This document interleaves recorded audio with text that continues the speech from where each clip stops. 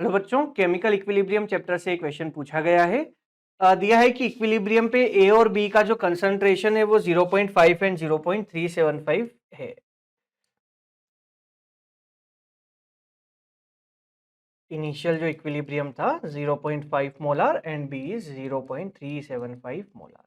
तो यहाँ से हम लोग केसी कैलकुलेट कर लेंगे। केसी हो जाएगा concentration of B by concentration of A. ये निकल के आ जाएगा 3/4 के इक्वल। आगे बढ़ते हैं। क्वेश्चन ने बोला है if 0.1 mole of A is added then equilibrium disturb हो जाएगा। अच्छा, यहां पे ली चैटलियर प्रिंसिपल को अप्लाई करेंगे। If reactant is added equilibrium will shift towards product side. तो प्रोडक्ट की साइड में मुझे इसे शिफ्ट करवाना है। अब जो है बेटा कंसंट्रेशन क्या हो गई अपने पास में, इनिशियल कंसंट्रेशन 0.5 प्लस 1 यानी कि 0.6 हो जाएगी। बी की कंसंट्रेशन तो इनिशियली तो वही थी 0.375। अब इक्विलिब्रियम फॉरवर्ड डायरेक्शन में मूव होगा तो इक्विलिब्रियम पे इसकी कंसंट्रेशन मान लेते हैं 0.6 माइनस एक्स और इसको बोल देते हैं 0.375 प्लस एक्स।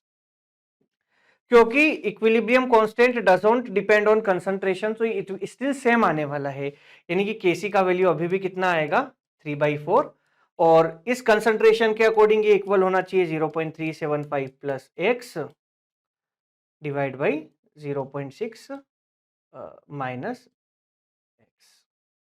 इसको सॉल्व कर लेंगे क्रॉस मल्टीप्लाई करके। तो ये हो जाएगा बेटा 1.8 minus 3x equal to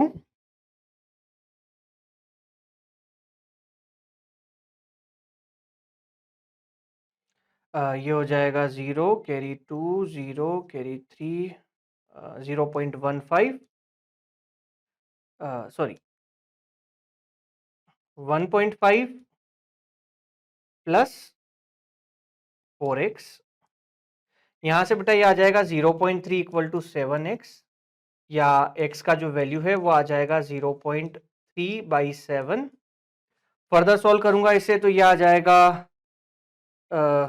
0.0 7 4 28 remaining 2 7 2 14 remaining 6 7 8 56 0.4042 के आसपास आ जाएगा। डेसिमल के बाद 3 डिजिट तक आंसर दिया है तो इसको यार अप्रोक्सीमेटली मैं ले लूंगा 0.043।